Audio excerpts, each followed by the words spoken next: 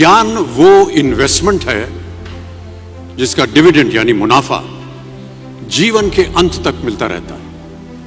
मैं ऐसा मानता हूं कि एक सामान्य जिंदगी जीने के लिए इंसान को रोटी कपड़ा और मकान के अलावा अगर किसी चीज की सबसे ज्यादा जरूरत होती है तो वो है शिक्षा, एजुकेशन। आपके पास यदि धन है तो आप उसे गोल्ड में कन्वर्ट कर सकते हैं।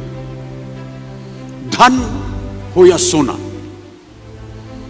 दोनों के कम होने का या खो जाने का डर हो सकता है, पर यही धन को अगर हम नॉलेज में कन्वर्ट करते हैं तो वो कभी कम नहीं होगा और ना ही उसकी चोरी हो सकती है। देखिए, जीवन में मुझे बहुत सी बातों ने प्रभावित किया है। मेरे ये अनुभव सुनने में शायद साधारण लगे, पर इनमें छिपा सार असाधारण है, अनमोल है।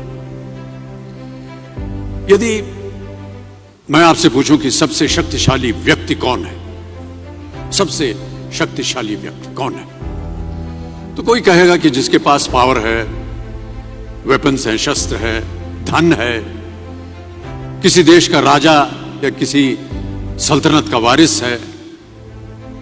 मेरा ऐसा मानना है कि वेपन्स, मनी किसी को पावरफुल नहीं बनाते, या अगर बनाते भी हैं तो कुछ समय के लिए ही बना पाते।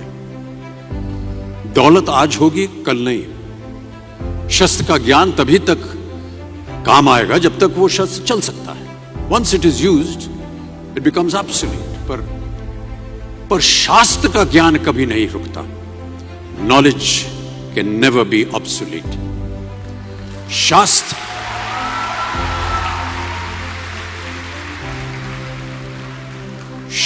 ज्ञान शस्त्र ज्ञान से ज्यादा असरदार, प्रभावशाली और शक्तिशाली होता है।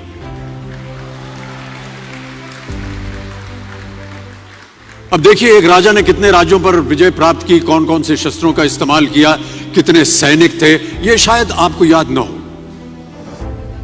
पर जीरो की खोज किसने की,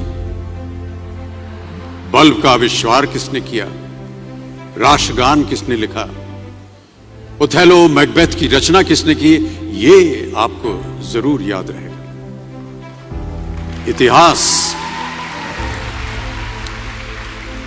इतिहास गवाह है कि एक राजा अपनी शक्ति के बल पर केवल वहीं तक पूजा जाता है जहां तक उसका साम्राज्य फैला होता है।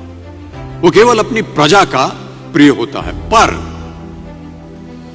अपने ज्ञान की कीर्ति फैलाने वाले Albert Einstein, William Shakespeare, Rabindranath Tagore सिर्फ अपनी जन्मभूमि में ही नहीं बल्कि पूरे विश्व में पूजे जाते हैं। संपूर्ण मानव जाति के लिए वो प्रेरणा स्रोत बनते हैं।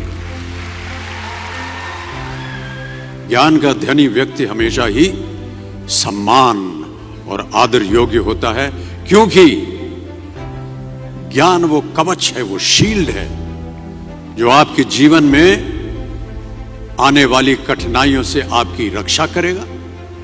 फिर किसी भी शस्त्र की आपको आवश्यकता नहीं होगी। दो चीजें इंसान यदि अपने जीवन में एक बार सीख लेता है तो वो उसे कभी भूलता नहीं। एक है तैरना, स्विमिंग, दूसरा है साइकिल चलाना। सालों बाद भी अगर आप इन क्रियाओं को करेंगे तो कभी भी इस बात की चिंता नहीं होगी कि आपको स्विमिंग करना या साइकिल चलाना याद है कि नहीं। You will confidently do it. काश कि हम पढ़ाई भी इसी नजरिए के साथ करें,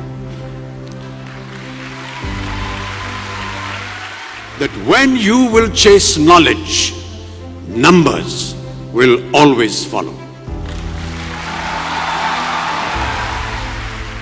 देखिए, महाभारत में जब गुरु द्रोणाचार्य ने एकलव्य को अपना शिष्य मानने से और अपने गुरुकुल में लाने से इनकार कर दिया था, तो एकलव्य ने क्या किया? अपने गुरु की प्रतिमा, एक मूर्ति बनाई और केवल उस मूर्ति से प्रेरणा लेकर ही धनुर्विद्या सीखने में वही सफलता प्राप्त की जो बाकी योद्धाओं को द्रोणाचार्य के गुरुकुल में रहकर हुई। उस प्रतिमा के रूप में एकलव्य को हमेशा अपने गुरु के पास रहने का एहसास था। और जब गुरु साथ में हो तो सफलता हासिल करने से आपको कोई भी नहीं रोक सकता है।